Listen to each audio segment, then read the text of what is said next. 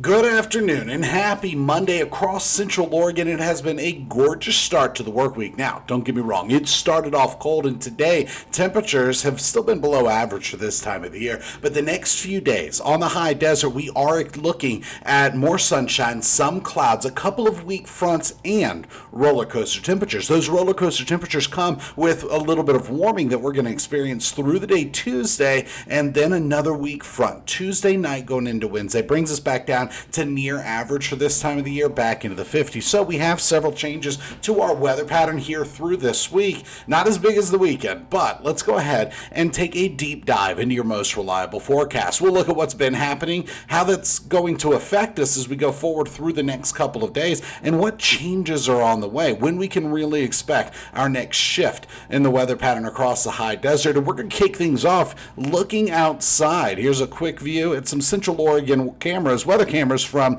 everything from Hoodoo and Bachelor all the way through the Tri-County area to Pine Mountain and Prineville Reservoir. Notice one thing, we do have more snow on the mountains. And the last couple of checks I did, I think we got more than a foot up at Bachelor. At one point it was about 18 inches as of last night as a total, but there was some ups and downs in that because there was a little bit of compaction as well. But either way, we have a whole lot of snow both at Hoodoo and Bachelor. Still not quite enough for the lifts to open up and everything, because you really need a couple of feet to really get a nice base. But this could be the beginning of the base that we're looking at through the entire season. But outside of the snow to the Cascades, what we see is winds were breezy earlier today. We're back down to a light breeze. Quick look outside. There are some light clouds, none of them bringing any precipitation to the Tri-County area. So we have a mixture of sunshine, some clouds, 50s, and a cool day across the Tri-County area. Now, there are some light clouds out there. The closest precipitation, just a few sprinkles on the west slopes of the Cascades. So even when we zoom out and look at the big picture, we can see a couple of things taking shape. First, our next system just offshore. Second, high pressures building into the region. This high is going to do what it can to break apart the next system that's going to be rolling into the Pacific Northwest. It's the one that's just offshore. Now, through the next couple of days, we are expecting this mixture of sunshine and clouds with not much in the way of precipitation until Tuesday night going into Wednesday. That's going to be our caveat. That's our change up that we're looking at, and it's going to be what contributes to the roller coaster temperature. So this cold front is going to break apart our warming trend. So let's go ahead, flip the script a little bit, look at infrared satellite imagery. There is a unique enhancement I put on this to really pull out those tall clouds. So notice, first things first, let's zoom into the Tri-County area, and really the entire state of Oregon has some light clouds, nothing too tall, and where you see those white lines, those are constant lines of pressure or equal lines of pressure. Those are our isobars, and they really show that we just have a light breeze. When you start getting them really close together and stacked on top of each other, we call that a steep gradient, and that's indicative of some strong winds. In fact, if we zoom out a little bit and shift the camera to look at our next system, you can see what I was talking about when you start to see those isobars stacking up on top of each other. And this, it kind of makes a little bullseye for where the lowest pressure is. And that's exactly what we're seeing with our next low pressure system. The warm front is where we see those brighter clouds going on the northern side of this system, almost the same direction that it's moving. And the cold front is coming out of the south of this, right where you start to see the kinks in the isobars. And here through the overnight hours, this gets quite a bit closer, and then it pushes through. We're mostly going to be impacted a little bit by a warm front, more so by the cold front, but that's not it. When we look at the bigger picture, zoom out even more, what we're seeing across the northern Pacific Ocean and even the Aleutian Islands is not just our next system, but two more that are developing, and all of that is circulating around a ridge of high pressure. That's what we call a dirty high, because we just see a lot of activity happening within it, a lot of cloud cover. It's not bringing the three S's that high pressure usually bring, but that's what exactly is going to happen with our ridge of high pressure. So let me go back over to the Pacific Northwest. First, the West Coast. Let's get our camera lined up and start to zoom in. Now, we do have a ridge of high pressure that's building in from the south, really the Four Corners region, and that's going to bring a little bit of subsidence. This is the three S's that I was talking about. It's subsidence, stability, and sunshine. And we are going to see a little bit of all that, but it's not not going to be a ridge of high pressure that's just bulking up over the entire region. So we are looking at some light clouds. But as far as the stability goes, we're not looking at too much in the way of any thunderstorm development or deep moisture moving into the region. In fact, what we're expecting is this system is going to push through the Pacific Northwest, bring some showers, winds pick up a little bit, a colder air mass falls into place, and then it moves on, leaving us once again under a ridge of high pressure. So your forecast model actually shows that through the overnight hours, really we're starting the clock at 4 p.m., so just 30 minutes ago when I was setting this up. And when we go forward, we're actually getting some clearing tonight. Then AM clouds start to roll into the high desert. Notice the Tri-County area is still dry. West of the Cascades through the valley, through the Willamette Valley, we are looking at some light showers, a few sprinkles, and that's our warm front pushing through the region. So by Tuesday afternoon, we're back to some clearing, and then by Tuesday night, increasing clouds are expected. Watch what happens through the AM. A weak front pushes through. So I'm going to do you one better and stick with this high-resolution forecast model, and we're going to break it down a little bit by little. Now, there is a blend of a couple different models on here, but they're both all coming from the same source, and so they're working really well with each other. Now, through the rest of this evening and tonight, we get some clearing. Then Tuesday, right there, where you see those clouds thicken up and a few sprinkles come close to the Cascades, but not quite roll through. That's the warm front of our system rolling through. We're back to clearing Tuesday, and then the cold front approaches. Freeze frame, 2 a.m. We're starting to see some showers come down the east slopes of the Cascades, but also notice it's all green until you get up to Hood. That's where we're starting to see some pink. So most of it is liquid precipitation actually melting what we have at elevation. And keep in mind, Tuesday night going into Wednesday, lows are going to be in the 30s, but still above freezing for most of the Tri-County area, and that includes through the passes. If there's even one little warm slot above the surface, we could actually see any snowflakes that form completely melt before they reach the surface. And then through the rest of Wednesday during the early AM hours, we're actually looking at that cloud cover rolling through, some light showers, and then clearing through the rest of Wednesday. So it actually looks like a very weak front, but it will bring a dip in temperatures. It will bring some of those stronger winds by the time we get to Wednesday and maybe on Tuesday in advance of this front. Meanwhile, let's look at a few more current conditions when it comes to relative humidity. We're moderate. Look at that. Between 60% and I think the lowest I see is 32%.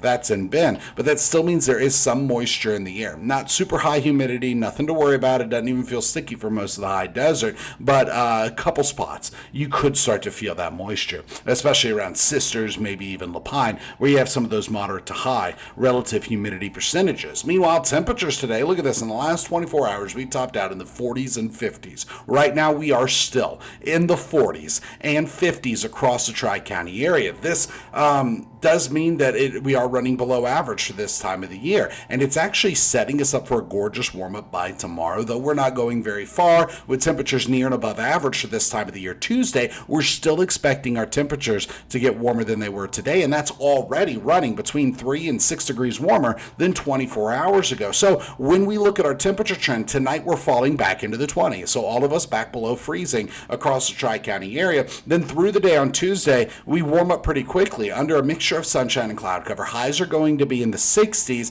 winds mostly at a light breeze, could be picking up at times in advance of this front that's coming through Tuesday night going into Wednesday during the early AM hours. But your school bus forecast sums this up. 20s to start, a gentle breeze and freezing. By the afternoon, 60s. Pleasantly warmer, we'll call it nice, with a light breeze expected. This puts us a little above that average high of 59 degrees. Now, let's break this down a little bit further. We're going to look at a different forecast model aside from the typical precipitation and cloud cover. This one focuses on surface temperatures, where it's feeling warm, where it's feeling cool, and the difference between. I also put on a couple of words as weather words as well as the surface analysis plots just to help you understand where the warm front is, where the cold front is. So by Tuesday afternoon, the warm front is already passed. That cold front is just offshore. This is textbook warm sector. We are in the warm sector of this low pressure system, but notice this purple line with the cold front and the warm front symbols on it, that's called an occluded front. And that means the system is starting to wrap up. As it makes landfall, interacts with the Cascades and other higher elevations, it's just going to break apart. So through Tuesday, 60s and a few 50s. By Wednesday, 50s and a few 60s. So another dip in temperatures there on the backside of that cold front. Notice we're starting to see some greens, some blues over the Tri-County area. That's significant of that's indicative of a slight dip in temperatures. And by Thursday, still 50s with a few 60s, close to average for this time of the year. So by Thursday, temperatures actually bump up just a little bit, not too much, but we're staying in the 50s. So mid to upper 50s Wednesday, and on Thursday, still pretty dry outside of the showers from that front that's pushing through Tuesday night going into Wednesday.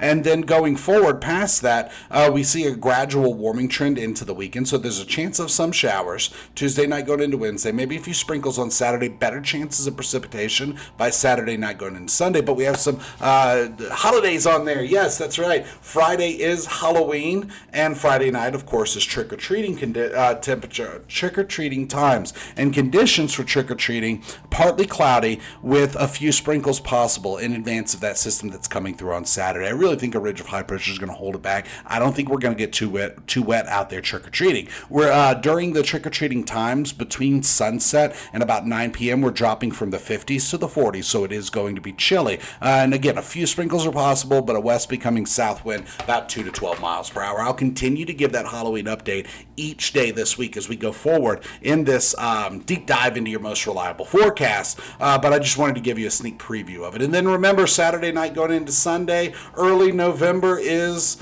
daylight saving time coming to an end, and so we fall back on the clock. And I'm going to not get on a soapbox and talk about how I feel about that. We're just going to accept it, and that's fallback is Saturday night. Meanwhile, our future precipitation map does show some sprinkles but through Thursday at 11 p.m. So let's go ahead and time this out. We already looked at a high-resolution forecast model. This one is our typical forecast model, the one that we usually show on air every night on Central Oregon Daily News at 5 and 11 on ABC and at 6, 7, and 11 on CBS. But let's look at it anyway. So there's a ridge of high pressure out over the Pacific Ocean. Now, this high is actually expanded over the Pacific Northwest, and it's kind of pushing back at our incoming cold front. And notice that even this evening, we're starting to see some of that purple line, that occluded front coming out of our low towards our warm front and our cold front. But it's not going to stop it completely, but it's indicative of this system starting to wrap up. So tonight we are looking at some AM clouds. That warm front not really changing too much up when it comes to precipitation. A few sprinkles possible. Not likely, though.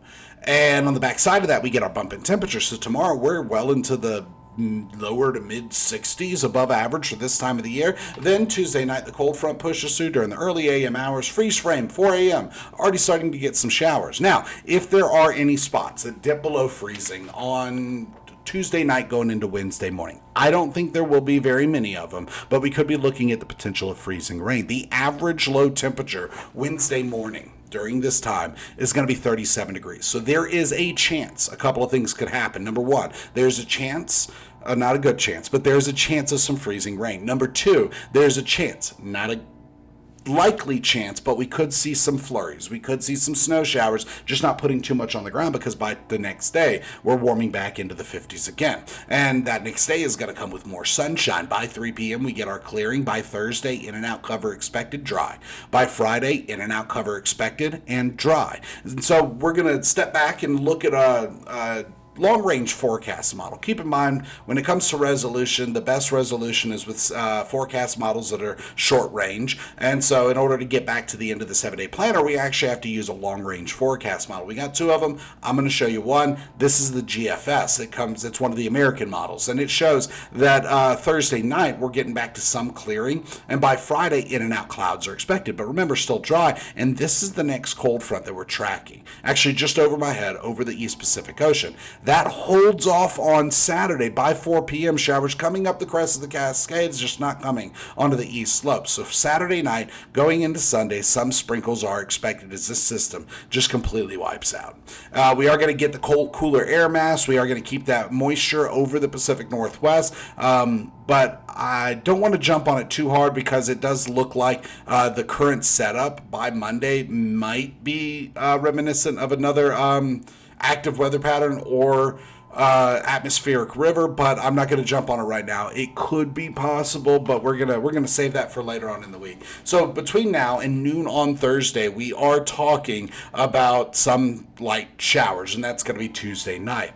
Fast forward past that, another one of our long range models shows that Saturday night and Sunday, a few more showers are expected. All said and done, we're still not looking at much in the way of snow, not even in the Cascades. Now, when it comes to wind gusts, right now they are not too bad, not nearly as bad as they were earlier today. This morning, between 9 and 10 o'clock, you can feel some good gusts coming through. I was hiking Pilot Butte, and there were gusts about 20, maybe a little bit more than that. Now, through the overnight hours, we keep a light breeze. By Tuesday, a light breeze. It could get a little breezy at times, not too bad. Same thing on Wednesday. So nothing to worry about when it comes to winds, but tonight we're falling below freezing with 20s, some 30s on the map. Now, a few spots could dip into the teens. They'll be few and far between. Then by Tuesday, we're talking 60s with some 50s on the map. That in and out cloud cover is expected. And that brings us to our extended forecast, your 7-day planner, what everybody really wants to see. And we have two different systems that are going to be pushing through that have a chance for showers. That's going to be Tuesday night and early Wednesday morning. Most of it's going to be through Wednesday a.m. Then Saturday night going into Sunday, another round of some showers possible. Two things to remember: Halloween, that's on Friday. Hope you got your costumes already. I know I have. Okay, the other one is Saturday night going into Sunday. Daylight saving time ends. We fall back an hour, and so that means when the clock strikes 2 o'clock, we repeat the 1 o'clock hour, I think is how it goes. Either way, before you go to bed Saturday night, reset your clocks that aren't Alexa driven or Google Home driven, the ones that you actually have to reset. When it comes to our headlines for Monday, October the 27th, cold starts continue with some warming. Actually, roller coaster temperatures are in the forecast, but a midweek mix-up is going to bring a chance of some showers by Wednesday morning. Otherwise, close to average for this time of the year, except for tomorrow's warm-up into the 60s, puts us a little above average. Now, that is the latest in weather. Join us tonight on Central Oregon Daily News. We'll have the latest headlines and your most reliable forecast. Keep in mind, it is Monday Night Football, and so that means we have a wonky schedule a little bit. We are live on CBS from 5 to 5:30, then from 6 to 8, and then on CBS. Then on ABC, we're shortly after the game. Now, it's slated for 8 o'clock, but depending on when if there's going to be any overtime or anything, it could be pushed back. But after the game, we are going to be on ABC, and then at 11 o'clock, we're on ABC and CBS. Now, if you would do me a favor, and if you have any questions, comments, or concerns, drop them in the comment section below. I'd love to hear your feedback. I love doing these deep dives, but they're really for you, not for me. I know the forecast. So if you have any questions, I want to hear them. I want to answer them. If you have any thing that I didn't show that you'd like to see, drop that down there as well. I'm definitely open to a little bit of criticism, to anything to help you guys plan your week. But that is it. Join us tonight. We'll see you then.